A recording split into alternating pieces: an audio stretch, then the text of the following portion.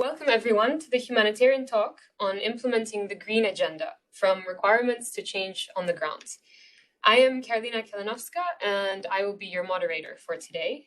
I work at DG ECHO, the European Commission's Department for Civil Protection and Humanitarian Aid. There, I lead on DG ECHO's approach to reducing the environmental footprint of humanitarian aid, otherwise known as greening humanitarian aid. But I'm personally not a fan of that term, as it sounds remarkably like greenwashing, and this is not what we are here to do. I am joined today by 4 great speakers representing the variety of partner organizations that DG ECHO works with. Thank you so much for your time today and the great work that you all do. So with us today, we have Anna Krikun. Would you like to unmute and say hello? Hi, my name is Anna and I work with ADRA Germany, and my focus is on the team lead in Asia Pacific, but sectorally I'm passionate about the climate change and environmental protection. And as ADRA Germany, we recently put it as a priority in our programs, so I'm very happy to share how far we have come so far. Thank you so much. So Anna will be indeed speaking today from the perspective of ADRA, but also as an NGO representative. Then we have Eva Mach. Would you like to introduce yourself? Thank you, Karolina. Yes, Eva Mach from the International Organization for Migration. I'm leading IOM's Environmental Sustainability Unit at IOM headquarters in Geneva. It's a pleasure to be here with all of you. Thank you. Thank you so much, Eva. So Eva will be sharing IOM's perspective, but also that of the UN today as well. Then we have Richard Casagrande. Would you like to introduce yourself? Hi, hello everybody. My name is Richard Casagrande and I lead the IFRC's Green Response Initiative. As the International Federation of Red Cross and Red Crescent Societies, we're trying to improve our the environmental sustainability of our humanitarian action. Also very happy to be on the panel today. Thank you so much. And last but not least, Kanika Takar, would you like to introduce yourself? Thanks so much, Karolina. Hi, everyone. Yes, my name is Kanika Takar. I am an Environment and Green Response Advisor for the Swedish Red Cross.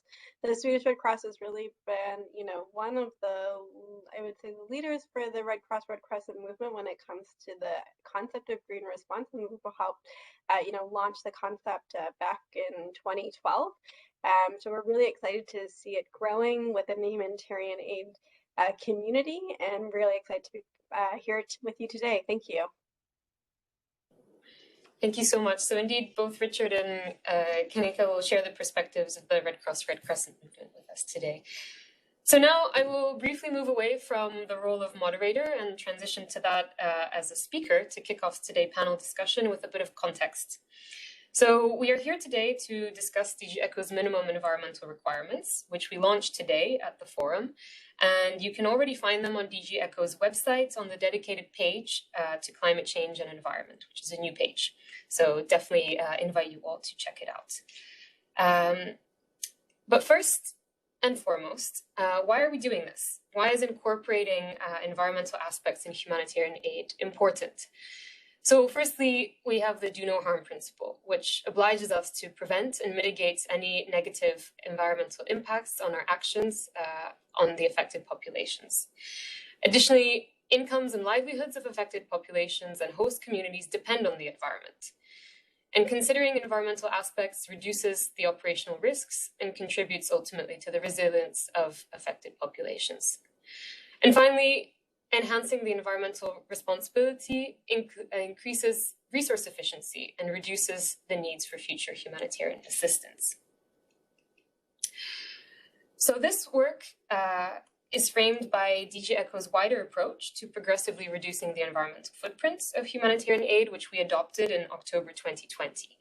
And one of the key deliverables of this approach is precisely the minimum environmental requirements that we have developed. And they were developed in consultation with partners over the course of last year, 2021. DG ECHO works with around 250 partner organizations who are all very actively involved in the process. And these requirements provide a minimum baseline against which all projects are to comply with. They are based on existing practices that partners are already implementing, and they aim ultimately to scale up these practices across humanitarian interventions. And here on the slide, you see the key areas that we identified as ECHO to which the requirements address. So what are we expecting for this year, for 2022? We will be rolling out these minimum environmental requirements and recommendations on a voluntary basis for now. We will be encouraging our partners to incorporate them into their projects, but we are not making it mandatory because we recognize that indeed we still need to build up capacity, our own capacity, and support our partners in their capacity building before we're ready to apply them in the projects. So we are in the process of developing a guidance document that will put into practice a bit more practically these requirements. How can they be applied in projects? We will also have dedicated virtual classroom courses that will go into detail on how ECHO expects the requirements to be met. And we already have available an online training course that's meant to introduce colleagues to the topic of greening humanitarian aid in general, for those who might not be so familiar with it. So as I said, 2022 will really focus on capacity building, on lessons learned, and on trialing the requirements before we move to 2023, where the requirements become mandatory. So apart from this, we also would like to continue piloting innovative solutions, funding research projects, and environmental assessment methods, so that we can all also be supported in the application of the requirements. We're looking into additional dedicated environmental experts to be deployed in the field. However, this is still to be determined, still under discussion. And we will continue with developing support tools and supporting initiatives that develop such tools on selected topics. So just very quickly, an overview of the documents, which we are launching today. It's divided into three parts, we can say, or along three axes. The first one is the principles. So these principles represent the key areas of intervention as identified by DG ECHO. They act as a guidance for partners to identify possible areas to work on. They're neither requirements nor recommendations, but they set the frame a little bit to them at the beginning of the document. Then we have the recommendations.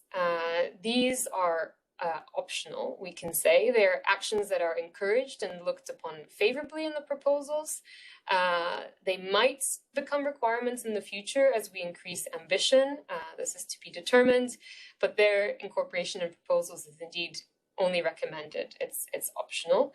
And it's for those partners really who have already been leading the way on greening and may want to do more in certain pilot projects. So they give some ideas for indeed piloting some more ambitious approaches. But the core of the documents are definitely the requirements. So these are criteria that partners need to address in a humanitarian response. They're cross-cutting and sector-specific and should be read as such. And they're the central concept of our approach to reducing the environmental footprint. And like I said, they will become mandatory as of 2023. So now I would just like to really breeze through the document, encourage you all to read it in more detail, but just before we delve into the panel discussion, just to give you a flavor of what the document contains. So there are 7 sections of cross-cutting requirements and recommendations, and we pulled these out as cross-cutting because we felt that they apply to almost all types of projects or at least all sectors. And they are also principles that ECHO follows in general, some of them in its humanitarian operations overall. So the first one is about encouraging a longer term vision for projects and encouraging linkages with development actors to ensure the longer term sustainability of projects and also longer term plans for handover to national institutions and development actors. Then projects should be risk informed. This speaks directly to DG ECHO's approach to disaster preparedness. And we really here see environmental degradation as a key risk driver, together with natural hazards, climate change, and conflict. So this is really a principle to which all our interventions, and including our environmental interventions, should comply with. Projects should also be implemented through a protection and gender lens. Again, an eco policy area that cuts across all of our humanitarian interventions, and the environmental ones will be no exception to this. Projects should promote localization and participation of local stakeholders. These requirements speak to making use of traditional ecological knowledge, but also involving the affected communities in project development and project implementation, as we think that this is key to the ultimate success of the projects, and improving the acceptability of new solutions really can be helped by involving the affected populations. Then this one, projects should promote sustainable management of solid waste and chemicals. We pulled out waste management as a cross-cutting requirement because it really touches upon all of the sectors and all of the work that we do. Even though waste management is in the remit of the WASH cluster, but we really did not want it to be overlooked. We really think that waste management is a key way of addressing environmental impacts in our humanitarian actions. So we really would like all sectoral colleagues to take this into account in their project development. Same with logistics and supply chains, so ensuring sustainable supply chains and optimizing logistics. Of course, the decisions around what kind of items to procure and how to deliver them, no matter the sector, has quite significant implications on environmental outcomes. So this is also a cross-cutting requirement that we would like colleagues also outside of the logistics cluster to be looking at and working with suppliers to improve environmental sustainability. Last but not least, projects with cash and voucher assistance should ensure environmental efficiency. So here there's actually only one requirement, because we recognize that this area is still very much under development, the link between cash and environmental impacts. But we would still, as a starting point, really like environment to be incorporated, at least in the risk matrix, and the rest are recommendations that we will be collectively working on and supporting as ECHO, so we can better take into account the often indirect impacts of cash interventions. Then moving to the sector-specific ones. Here, yes, you see we pulled out 8 sectors. So these requirements are complementary to the cross-cutting ones, and really, of course, pertain only to the sectoral interventions. And even within those, you will see that not all of the requirements will apply to all of the interventions. Some of the requirements are really about specific activities. So again, we encourage you to read the document in detail. So the first one is food assistance, and indeed the key areas there really are about managing of food waste, I would say, and providing clean energy solutions together with food assistance, given the potential impacts on deforestation if energy needs are unmet. Then shelter and settlements, of course, a variety here of measures and requirements relating to the sustainability of the materials, to the siting, to avoiding, having shelters and settlements set up in natural reserves if possible. And finally, again, the need for incorporating energy needs into shelter response as well. And these requirements also include ones on construction, actually. So the other sections which have construction refer back to the shelter and settlements and construction requirements. So for instance, under health or education, construction of facilities would refer back to these requirements here. Then for WASH, of course, the management of solid and liquid waste according to the Sphere standards. Largely, these requirements are not new, but we wanted to really give them prominence in this document so that they are applied really across WASH interventions. And again, of course, the issue of renewable energy, so really prioritizing renewable energy in the operation and maintenance of provided water services. Then public health focuses largely on waste management. Again, so there are some specific requirements to the waste management and how the health sector can do that in a safe manner.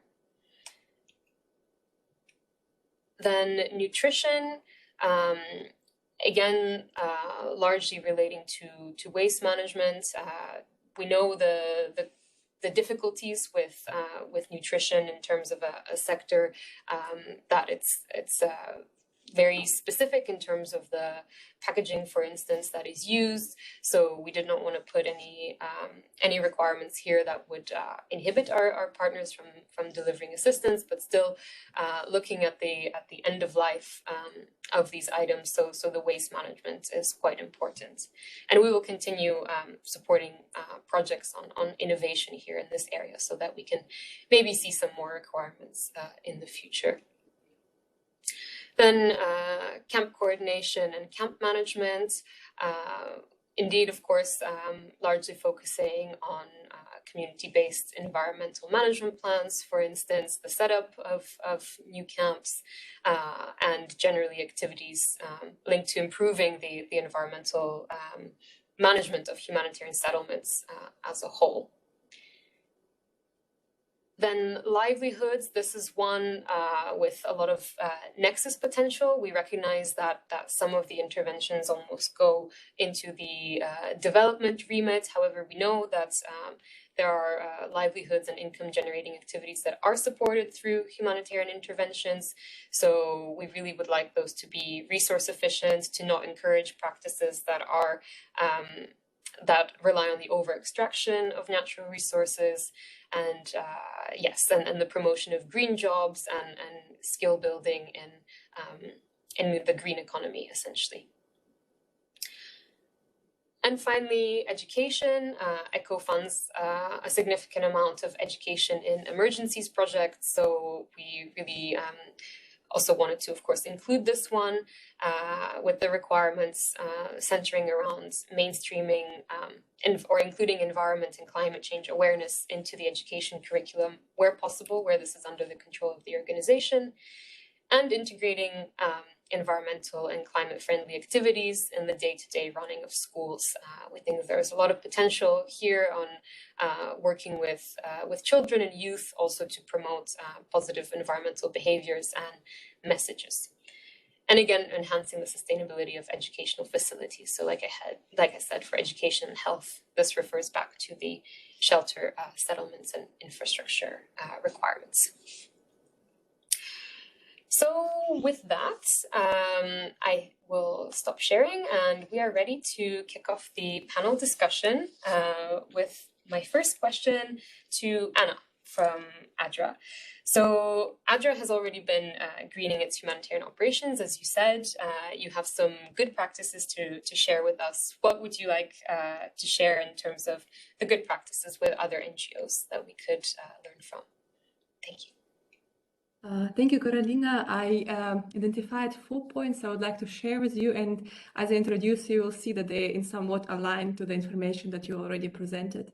So the first one, we see the importance of connection between humanitarian and development actions. For example, for ADRA, we focus a lot on this overlapping area between climate adaptation and climate mitigation in livelihoods and food security in the development work. But in the humanitarian side, it is supported by the clean renewable energy, contributing to the basic needs such as the solar water pumps in Yemen and Fiji and other countries, portable solar lamps, small portable efficient stoves that we distribute in humanitarian aid, but then later on those stoves are used by the fishermen during their work in the night when they fish. So basically connecting the two types of our programs to make them most efficient. Also, looking at the procurement in terms of the longer life cycle and possibility of the circular use, possibly in already existing income generation. And I think what we also need, and it still doesn't exist, is the accessible life cycle analysis for the NGOs, because in the time we are trying to comprehend life cycle, but it is quite complicated. Also, installation sustainable packaging produced by the local vendors, whom we ideally already support in our development programs. Some quick growing seedlings to contribute the food security of people. Another point is knowing your risk.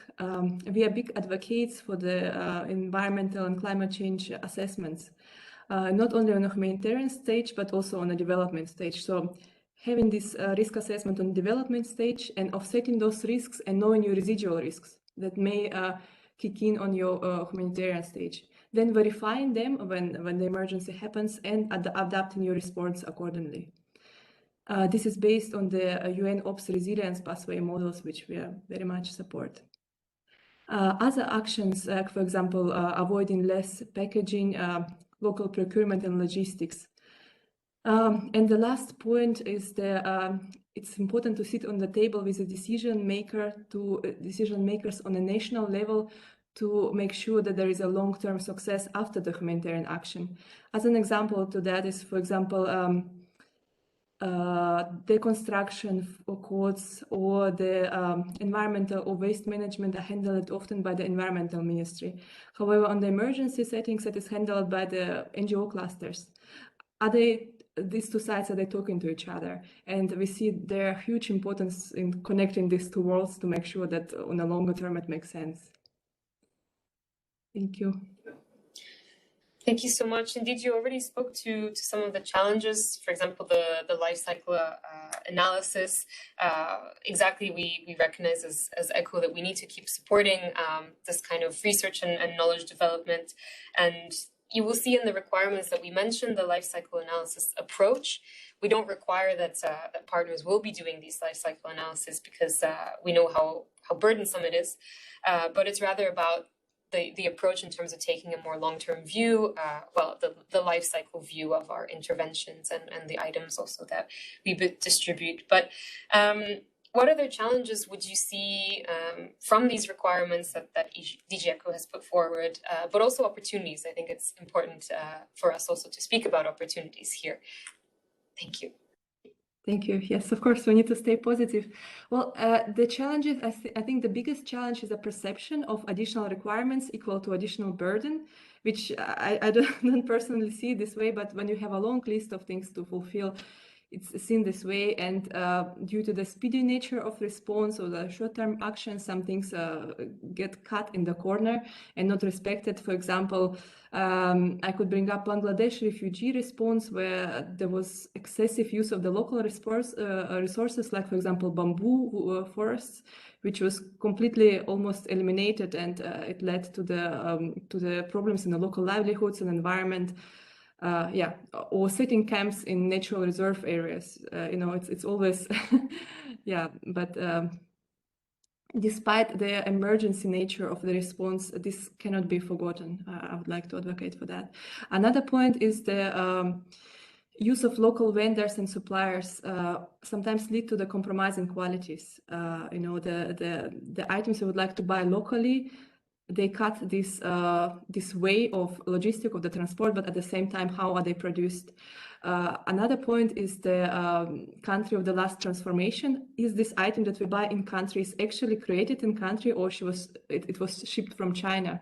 And we're not buying it from China, but buying it in country. It's again, those questions still arise.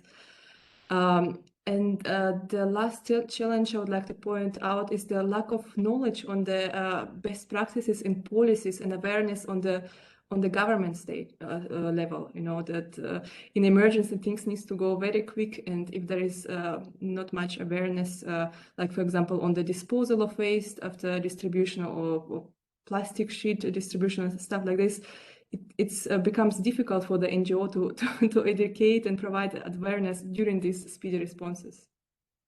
And opportunities, on the positive note, So I see a lot of opportunities there because environmental protection plays a big role in community resilience in the end. Environmental protection creates people-friendly habitats, which make it less likely for people to migrate due to some environmental crisis or the energy crisis. At the same time, being part of the sustainable cycle and supporting green livelihoods, making people more resilient. More resilient people are less suspected to some damages and losses in their communities due to disaster. And if it happens, they are much more likely to bounce back and much quicker.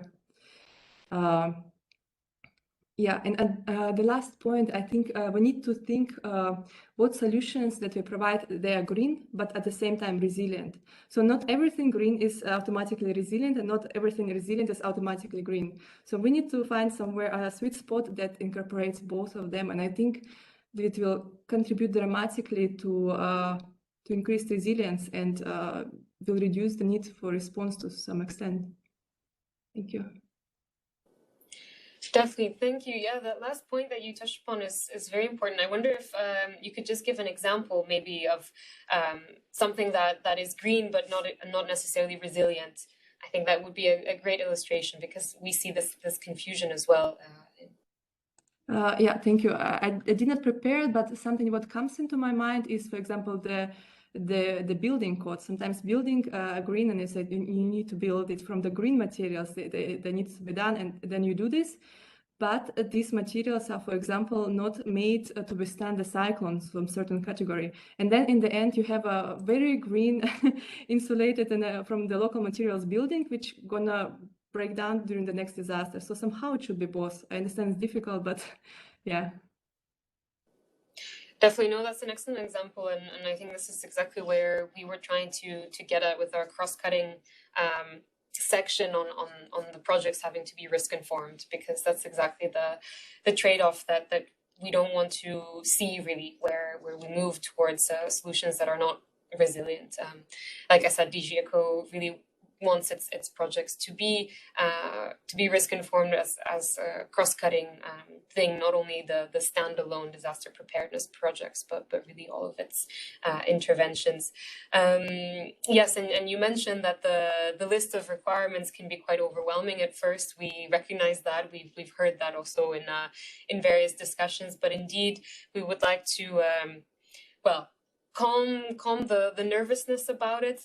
Like I said, many of them relate to specific activities only. So I think the document should be read really kind of like in a selective manner almost. You have your intervention in mind, and then you look to how it can be greener, rather than starting from how do I apply all of these requirements in all of my projects. It's rather to see, okay, this is the type of intervention, this is maybe an alternative way of delivering that. And I'm sure our guidance will hopefully help with that a little bit more. But thank you so much, Anna, for that. Eva, so let's hear from the UN. What in your view would be the challenges but also opportunities that these requirements present for IOM, but also perhaps the wider UN? Thank you. Thank you very much, Carolina. Thank you very much, Anna, for setting the stage. Before I reflect on your question, I would just like to acknowledge the fact that a humanitarian crisis is unfolding in Europe right now. I would just like to acknowledge this reality that millions of people face around the world and also now in Europe, and acknowledge their resilience as they cope with destruction and displacement. Even though this event focuses on environmental protection, we are very mindful of our humanitarian mandates, the mandate to save lives and, of course, support people in times of crisis. So I just wanted to start with that. Thank you. I would like to focus on the opportunities since I am a sustainability advocate myself. First of all, the standards fit very nicely into the UN system-wide commitments. In fact, they are extremely timely for the UN system, since in the past few years, the UN family was working really hard to draft a sustainability framework for its own operations and programming in line with Agenda 2030, its sustainable development goals, and of course, other environmental commitments, including the Paris Agreement. So these frameworks, the Sustainability Strategy Phase 1 and 2, were approved in 2019 and 21. So that's why I'm saying these standards are very timely. And collectively, they focus on both how we operate, so how we are focusing on our operational functions, where in fact most of our environmental impacts are, and also how our programs deliver to meet the Sustainable Development Goals on all sustainable development areas, including on environmental sustainability. However, these frameworks don't really differentiate between development and humanitarian action. And as we know, development work focuses on increasing standards of living in peaceful context, versus humanitarian assistance that focuses on providing life-saving supplies and services in often conflict and disaster-affected areas. So to what extent we can apply these standards depends really on our capacities and opportunities on the ground in this context. And yes, humanitarian assistance would need its own approach. And so the ECHO standards fit very nicely into testing this humanitarian specific approach and implementing the UN system-wide commitments related to environmental management, as they contextualize basically and focus on humanitarian programming. And at the same time, they consider the different challenges that we face in this context. It is our understanding that their application will remain flexible accordingly, as you presented previously. Because many of the considerations on the environment are important for longer-term recovery and development, and Anna was mentioning this, the standards will be especially useful in more established displacement context, where we can offer this space and time for colleagues to reflect on them. The second point I see related to opportunities is really the fact that while agencies are working on implementing these sustainability frameworks and trying to translate that into agency-specific work, member states have a key role to play in advancing environmental management and really supporting us on meeting the requirements. And you mentioned capacity building, Carolina, throughout the consultation. This is very much welcome. And in fact, ECHO's leadership in this space is very much welcome, which we understand is in line with the European Green Deal. Simply speaking, from a sustainability focal points perspective, we cannot walk the talk without the support of the member states. So this I see as a second big opportunity related to the standards, that it shows a clear guidance on what we need to do as agencies.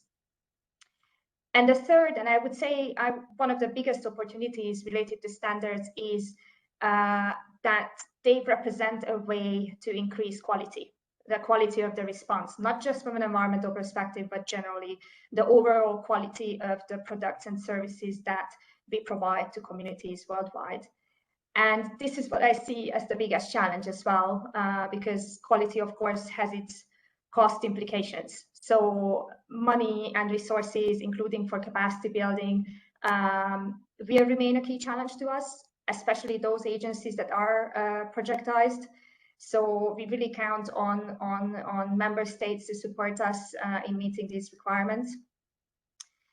So again, I would see many opportunities translating the UN system-wide commitments into a very specific framework, which are these environmental minimum standards, demonstrating the leadership of member states, showing this to agencies that this is important, showing this to the world that this is important.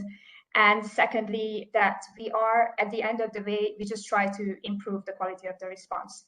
But again, it will come with cost implications and the need for additional resources, which I see as the biggest challenge. Definitely, and one that has also been voiced by many of our partners as well, and we heard that, and we will continue to try and adapt the way that we are evaluating the projects in these terms as well. As you may know, we've also communicated to our partners how we will try and accommodate the changes, let's say, in the budgets that compliance with the requirements might bring. One of which is definitely taking this more long-term view. So ECHO, in having annual funding, might have maybe discouraged in the past projects that were more expensive at the beginning, but that led to cost savings over time. I mean, ones with environmental objectives, so such as solar power installations. But really now with this policy front and center, we hope that we can take this more return on investment view also to projects. And like you said, Eva, exactly in the more established displacement context where we know that unfortunately we will be present for a while, but that also gives an opportunity to have these projects that may need more time, let's say, to have a return on investment. But considering all this, I'd really like to hear from you how you think that the UN can work with its implementing partners to implement the requirements on the ground, because oftentimes you do work with other actors, and I would be curious really how you see that, because as we know, UN bodies are large and also influential organizations. Thank you. Yes, thank you very much, Carolina. This is actually one of our strategic questions as well, often when we consider how to build an efficient environmental management system. So many of the standards are based on integrating environmental management into management functions, for example, into the supply chain and logistics.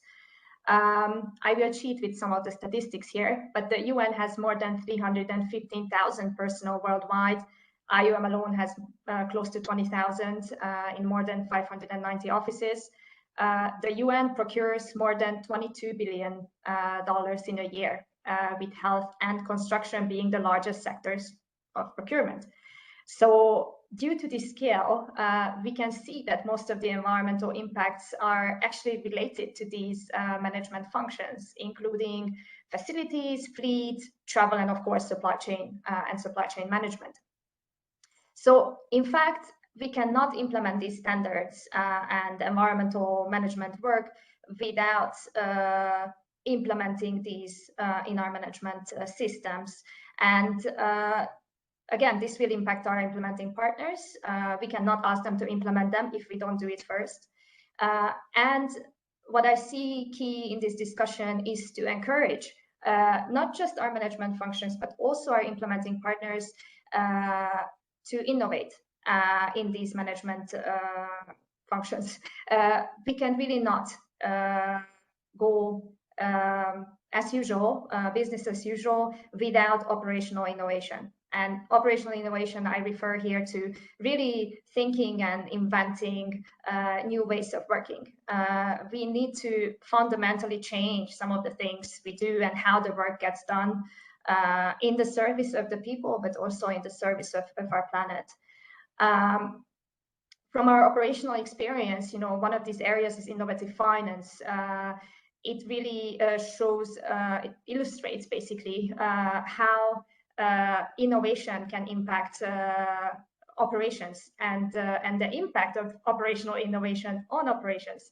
Okay, this sounded quite complicated, but to give you a very concrete example, IOM in South Sudan entered into an energy supply agreement with a company to get its electricity from a solar power plant compared to running generators.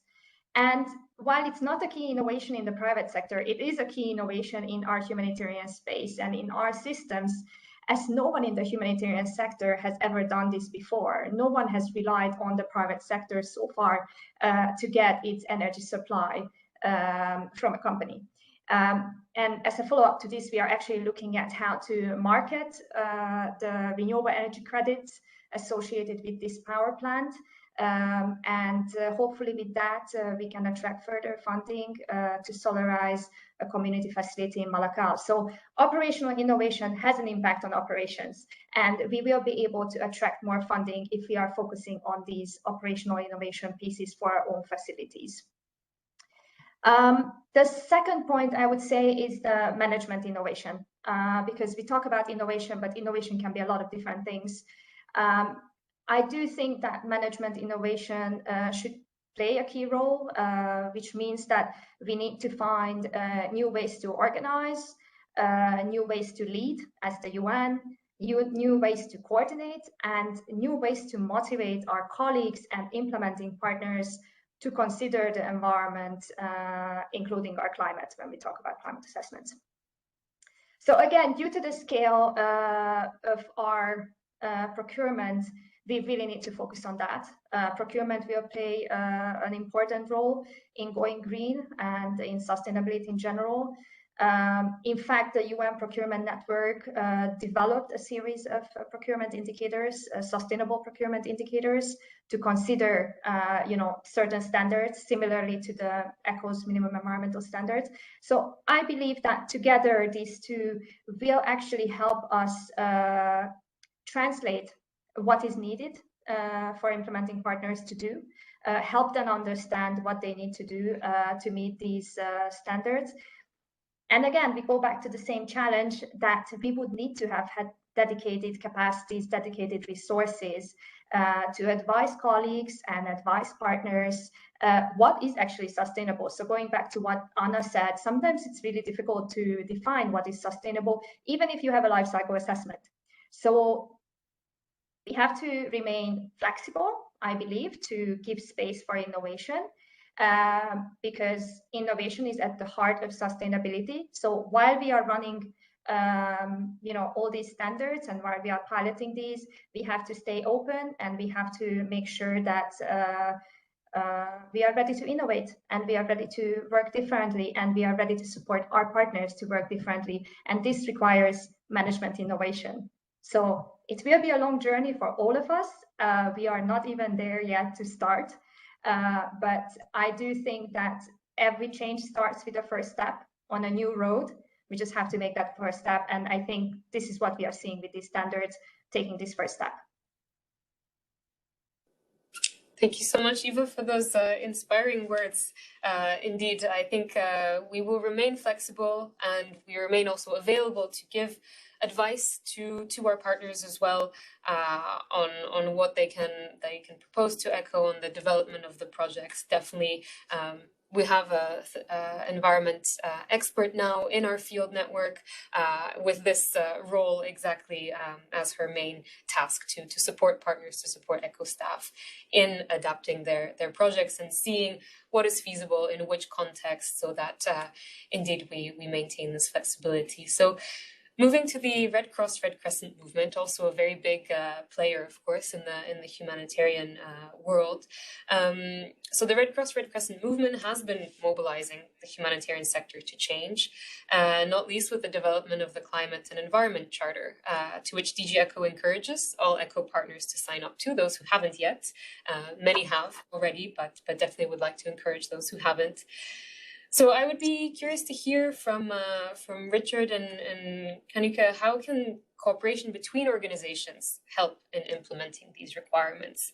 And of course, also your thoughts on what challenges, but also opportunities these requirements present for the movement.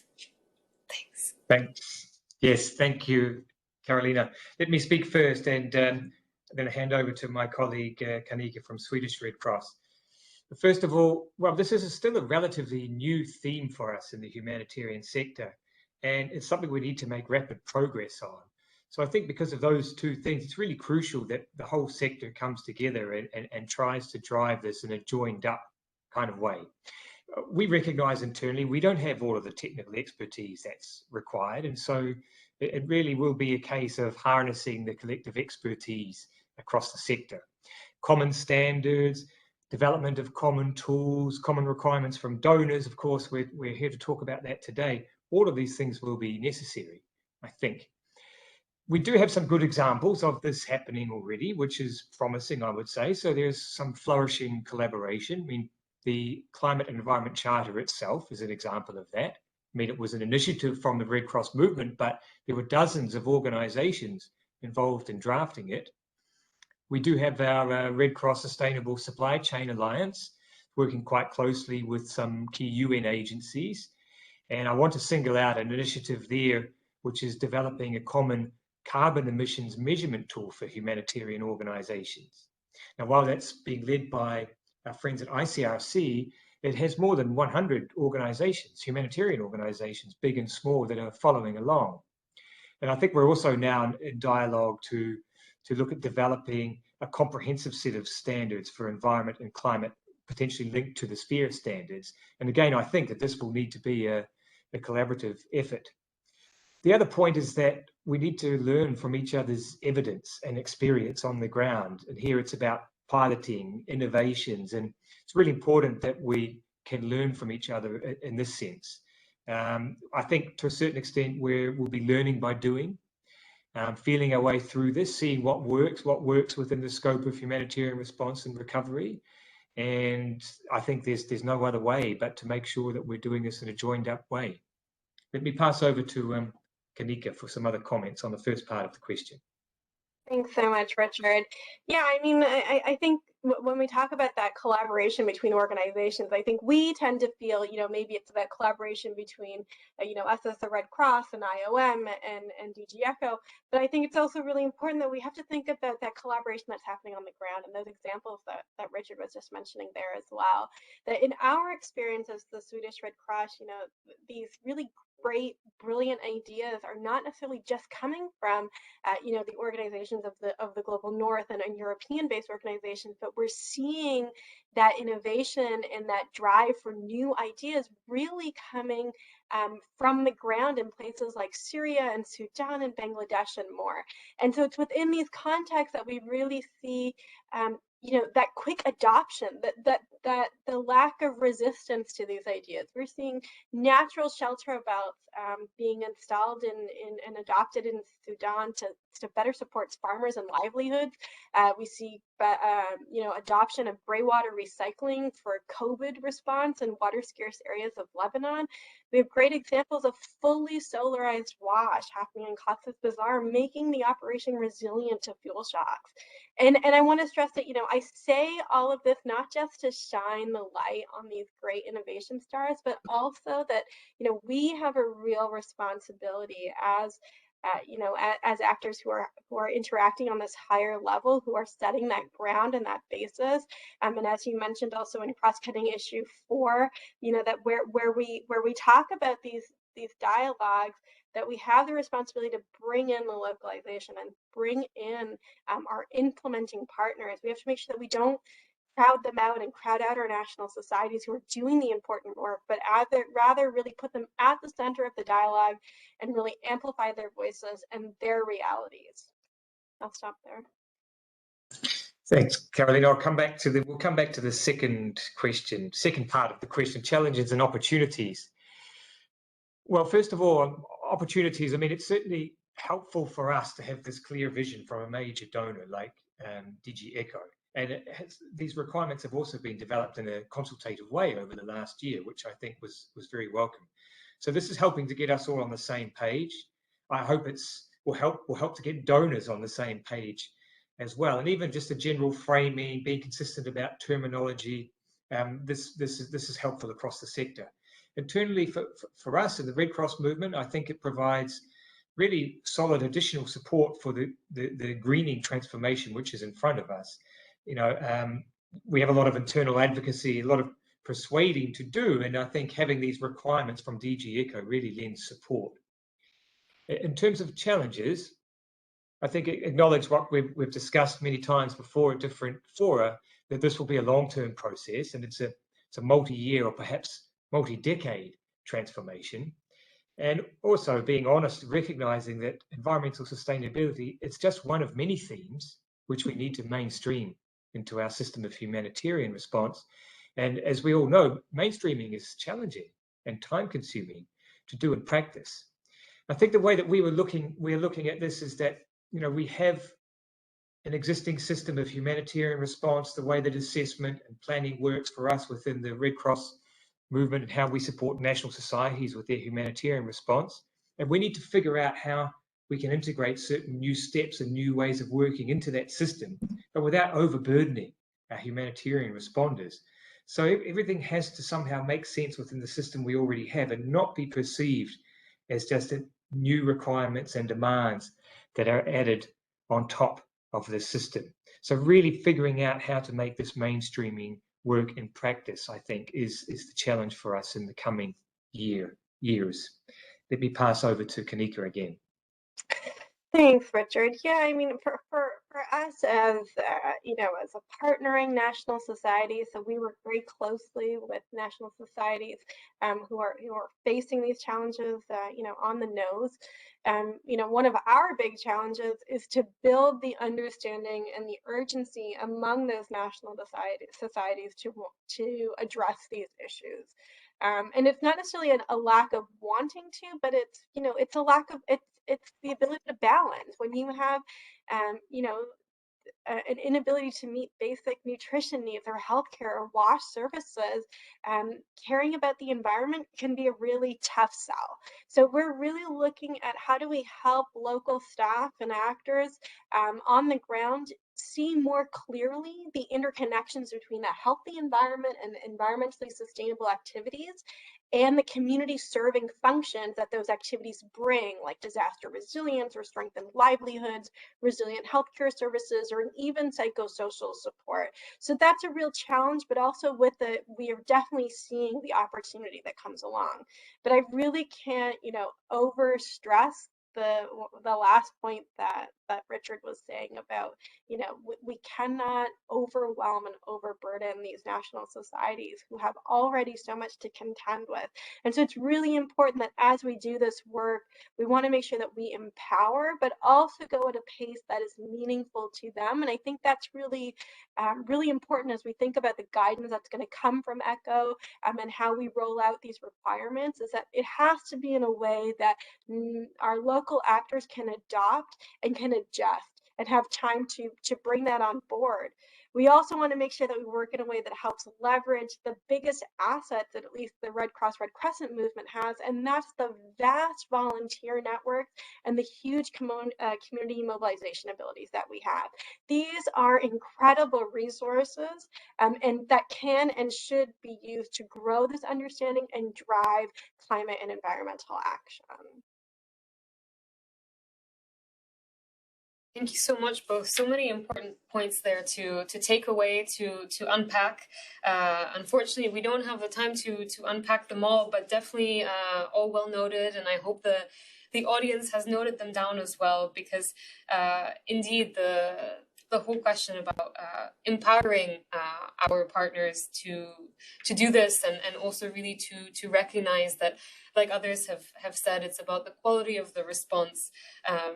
Seeing this from that angle, I think we hope will help sell, let's say, this all of this, because this is at the end of the day why we are doing it. I mean, it's not only for the environment's sake, which of course is crucial, but really at the end of the day, it's about the response that we are delivering and the quality, and not compromising the resource base that our beneficiaries, that the persons of concern depend on. So definitely, thank you so much for that. Unfortunately, we are running close to time, so I am forced to wrap up this very interesting session. I'd like to pull out a few of the points that were mentioned.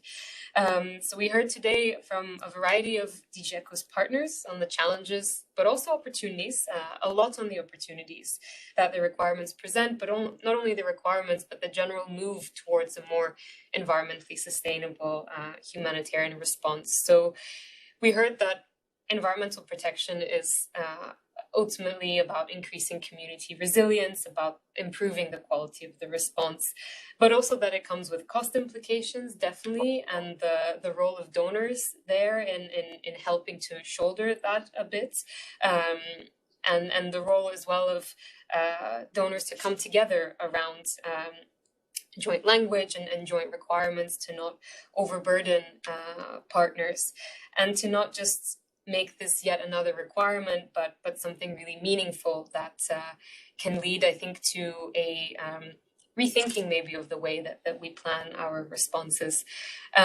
We heard that a supply chain and logistics are a very important entry point for this.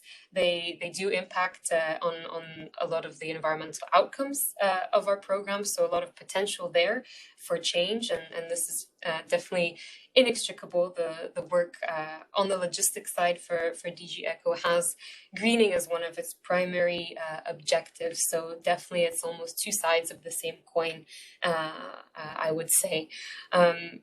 We heard also on the need to remain flexible. We definitely hear that and take that to heart. Every response is context specific, and so the requirements will have to also be context specific and flexible. We cannot undermine our primary role to deliver aid to those in need. A lot of interesting points about innovation and also new ideas coming from the ground. Definitely very important that we don't want this to be a top-down policy or a top-down approach. The collaboration on the ground is extremely important, and we hope that all of our presence on the ground can lift that up, and that's exactly what we want to do, is promote the good approaches that are arising. Not only, well, we don't want to impose anything, but rather encourage these new ideas and these new solutions in line with the environmental objectives that we have set for ourselves. And finally, yes, environment is about mainstreaming, and mainstreaming is challenging and time-consuming. And we do not want to create this additional burden, but rather find solutions so that we can do this together to best of our abilities. And for that, I think as ECHO, I can say that we extend the ask to you to keep discussing with us, to keep bringing these issues to us, because at the end of the day, we all want to see positive change on the ground rather than a tick-the-box exercise. So thank you so much to everyone who joined us today for this brief but very dynamic and hopefully interesting discussion on the minimum environmental requirements, which launched today. You can find them on our website, and we will be definitely promoting them, and look forward to working with you on their implementation. Thank you so much.